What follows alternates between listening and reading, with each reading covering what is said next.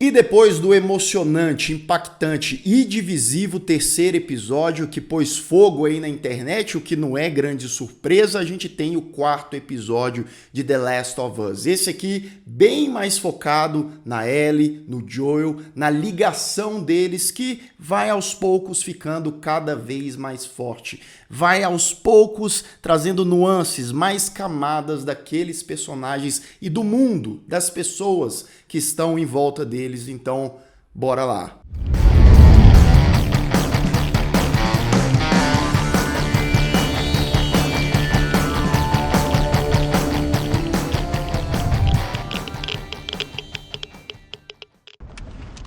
I got something. Here.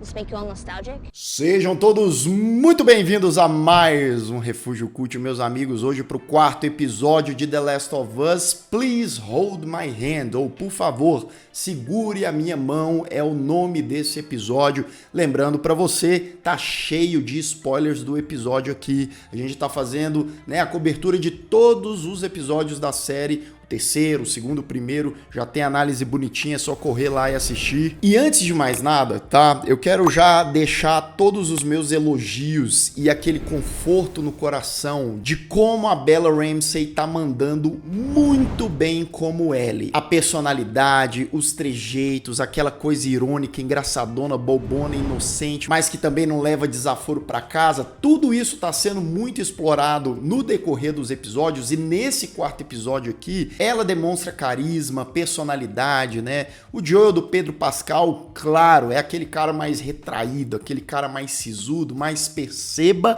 como a casca do personagem vai quebrando, vai se desmantelando aos pouquinhos, claro, por conta de toda a simpatia da Ellie. Volume 2 by Will Livingston. Volume 2. Look, you get it? Falando em Ellie, no começo desse episódio, ela tá ali admirando, encantada pela pistola que ela pegou ali na maciota no terceiro episódio, sem o Joel perceber. E aí ela mexendo na arma ali em frente ao espelho, apontando de uma maneira até irresponsável, né? Afinal, é uma criança. Joel tá tirando ali gasolina dos carros velhos, né? Pra eles poderem continuar a viagem. Enquanto isso, a Ellie tirando sarro da cara dele, lendo umas piadocas lá. E o cara sisudo, o cara tentando manter a pose, né? Ele tentando manter aquela relação mais fria possível, mas, nem sempre ele vai conseguir, não. E mais uma vez, né?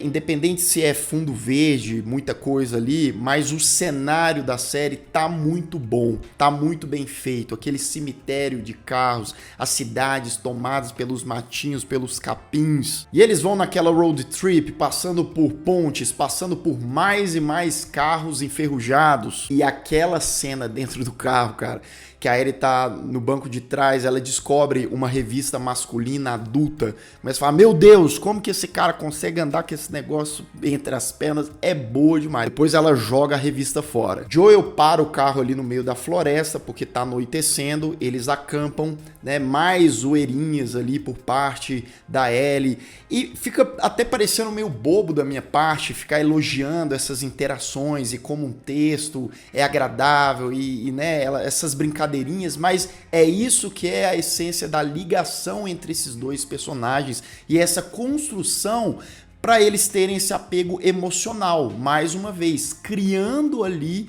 mesmo que à força quase, com o passar do tempo, uma relação quase de pai e filha, né? Eles comem lá no acampamento um ravioli enlatado de 20 anos e a Ellie comendo desesperadamente.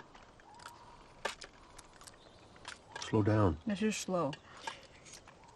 Essa pose do Joel, né, ele tentando ser durão, frio, sério, né, de vez em quando a gente vê que por dentro ele é um cara que, claro, ele é muito abatido pelo luto, acabou de perder a Tess também, a filha dele, a Sarah, que morreu, ele até hoje vive esse luto, e ele tem tanto medo, ou até mais medo do mundo, dos perigos que corre aquele mundo, do que a Ellie. Perceba naquela cena em que eles estão indo dormir lá no acampamento, né? E aí ele fala, não é perigoso e tal. Ele fala, não, aqui tá safe, não sei o quê. E ele deitadinho. Só que ele olha ali pras árvores, naquela imensidão escura. E logo a cena corta pra ele em pé, com o rifle na mão, vigiando o acampamento. De manhã, Joel prepara o seu amado café, que a Ellie já odeia lá, o cheiro. E eles pegam a estrada mais uma vez. E aqui eu quero fazer um parênteses. Para algumas pessoas, essas interações, esses diálogos, as adaptações, inclusive essas conversas faziam muito parte também dos jogos, mas eu vi muita gente extremamente incomodada pelo rumo que o terceiro episódio tomou, contando mais a história do Bill, do Frank. E cara, fica mais do que nítido que a série, ela não quer ser o jogo. Você sabe por quê? Porque a série, ela não é o jogo. Ela pega, sim, os principais elementos, o contexto apocalíptico, os personagens, né, algumas questões emocionais, de envolvimento, mas se for pra gente ter exatamente igual, é aquela coisa, né? Eu sei que você já deve ter ouvido isso. É só ir lá, jogar o jogo, que ele tá lá bonitinho. Inclusive, o primeiro jogo já tem umas 3, 4 versões diferentes aí, com qualidade gráfica diferente, mas a história é a mesma. Aqui não é sobre andar, atirar, jogar bomba, enfrentar instaladores e tal. Vai ter isso? Vai, mas em momentos pontuais. Imagine se, sei lá, metade da série ou mais da metade da série fosse isso, puramente ação. E não é essa a intenção. The Last of Us é sobre os personagens, sobre o envolvimento deles, sobre como eles estão tentando viver, ou melhor, sobreviver em meio a todo aquele caos, sem deixar de ser humanos. Apesar de que a humanidade, esse senso, a sensibilidade, as emoções, dadas aquelas proporções, o que vai acontecendo no caos, a gente vai perdendo um pouco. Então, é sobre tudo isso. E essa, entre aspas, imprevisibilidade do que eles podem ir agregando narrativamente aos poucos. E nos textos, nos diálogos desses personagens, é o que realmente faz a diferença. É o que realmente faz essa adaptação à série de TV ser tão interessante assim. É importante demais a gente ter, né, esses diálogos todos e tal, como por exemplo, a Ellie perguntando pro Joel, né, eu não sou família, e ele fala, não, você é carga, né, você é só um trabalho. Justamente como reflexo e criar contexto daquela relação, do que eles estão vivendo sobre aquelas pessoas. You got up pretty early if you want to grab more sleep. I'm not even tired. Agora, falando em momento muito parecido com jogos, a gente tem também, né? Eles estão ali na estrada, precisam desviar o caminho, passar pelo meio da cidade e tem aquela cena da armadilha, da tocaia, né? Que tem também no jogo. O cara fingindo que tá machucado, Joe pega, arranca e aí acaba batendo a caminhonete depois de tomar uns tiros ali no carro e entra dentro de uma loja e aí é tiro, porrada e bomba. Joel consegue ali abater 1, 2 caras, mas outro pega ele de surpresa, ele tá sendo sufocado e é aí que a Ellie acha a oportunidade perfeita para pegar a pistolinha dela lá, a arma, e fazer uso. Ela atira no cara, né? Joel olha ali assustado, apesar dela ter salvado a vida dele. Ele pega a arma dela, né? Toma a arma dela.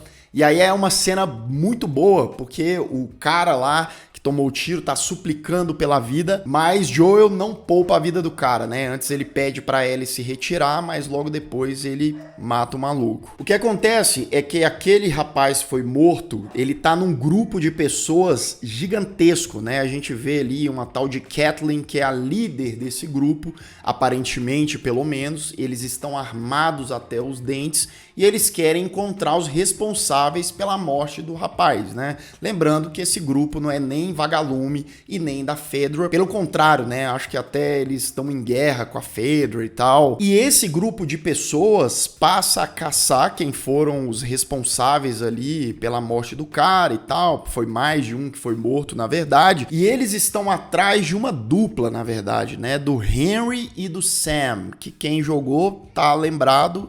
E, enfim, em breve a gente vai falar mais sobre eles. Temos mais alguns papos entre Joel e Ellie, e ele deixando bem claro que ele quer protegê-la, né? Sabendo que ela é uma adolescente de 14 anos, ele não quer que ela pegue em arma, ele não quer que ela mate, ela não quer que aquele mundo já extremamente contaminado, e eu não digo nem pelos fungos, mas pelo ódio, a violência, né? Pelo instinto primitivo, que isso respingue na Ellie, ou pelo menos ele cuidando dela, evitar que isso aconteça.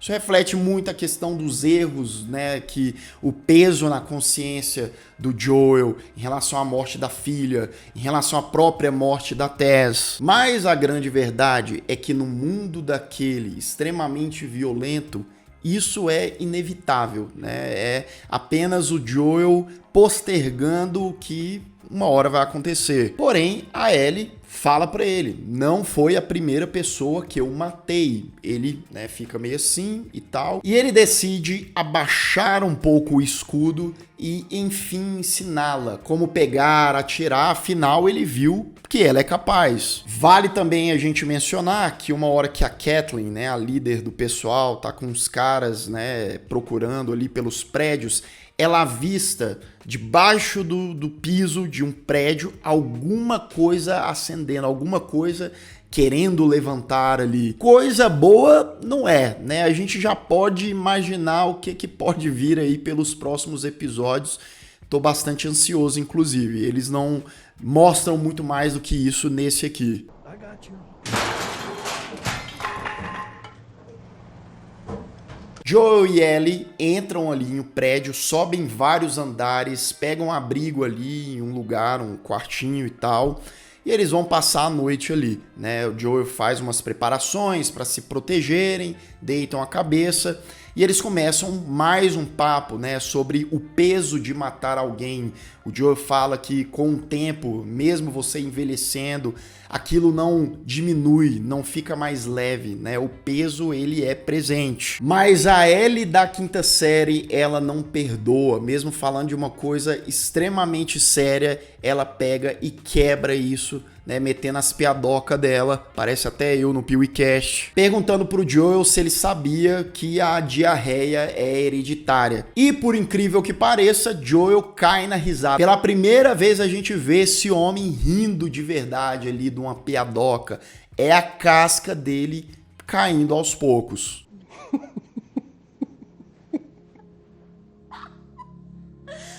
Bem, Joel acorda de madrugada com a Ellie chamando ele e os dois estão com armas apontadas em seus rostos, né? Tem dois personagens ali, um adulto e um bem mais jovem.